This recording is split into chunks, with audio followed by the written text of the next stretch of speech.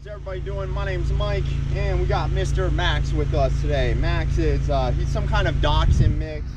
He's around 5 years old. These owners got the dog from a humane society.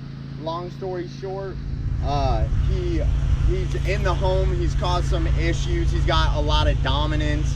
Outside the home, he had bit another dog, and let's be honest, a lot of the dogs I deal with have some kind of bite history. At least half of them have bitten some other dog. So this guy bit a dog. He caused about $1,000 worth of damage, which then, you know, that's not good for the owners. And training is going to help this dog reduce the dominance, and it's also going to save money. You know, when stuff like that costs money, that's why training is so important, because it can save you from those things before they happen. So but you know, these owners, they acquire the dog, and the dog's got all sorts of issues, and that's, you know, that's why these dogs end up in humane societies, is for behavioral issues. So now the dog's going to start getting training now. So this is his first day with me, and the first thing we're doing is we have to show the dog what we want from him on the leash. We have to show him how to stand around, how to heel, and how to keep this leash nice and loose, just like you see right here.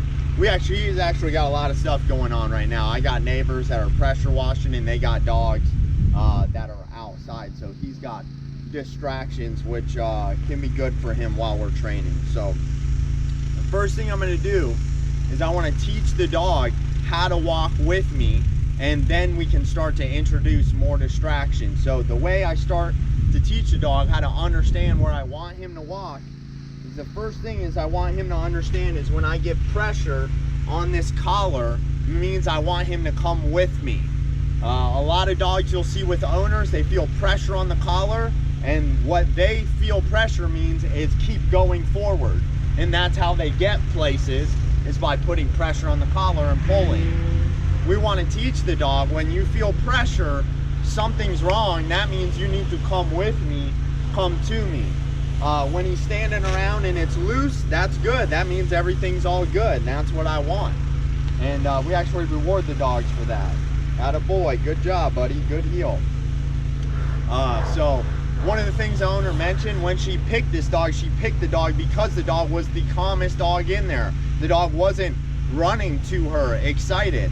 So that's a very good thing to do. I've noticed right away this dog's a little calmer than the average dog that comes to me, which is good. That's gonna make it easier for the dog to learn the calmer the dog is. So let's go ahead and get started with them. I'm gonna start just by backing up and kind of calling them to me. And again, the goal for the dog is to keep the leash loose.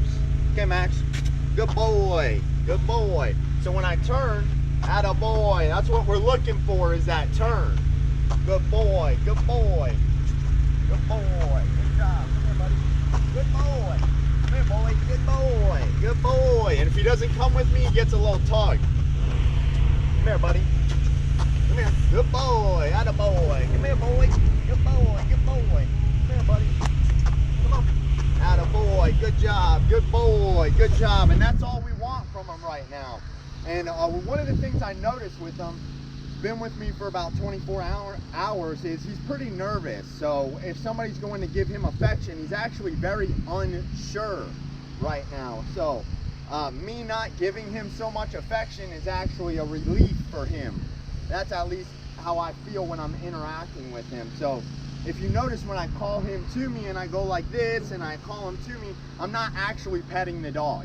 That would probably make him uncomfortable and make him not want to come to me. But when he learns this game of that I'm calling you and you're coming with me, it's fun for them, and he's more comfortable when he knows I'm not just gonna touch him a bunch, especially at first. You know, affection has to be conditioned into the dog like anything else. We're looking at the dog's body language when we do things. That's how I can kind of tell if the dog's uncomfortable or if the dog's confident or fearful, is by the dog's body language. So we'll go ahead and do another quick session right here. Attaboy, come here, buddy.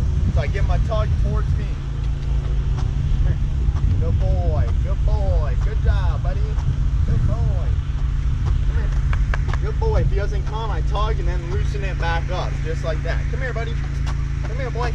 Good boy. Good job. Attaboy. Good job, Max. Good Good boy. Good heel.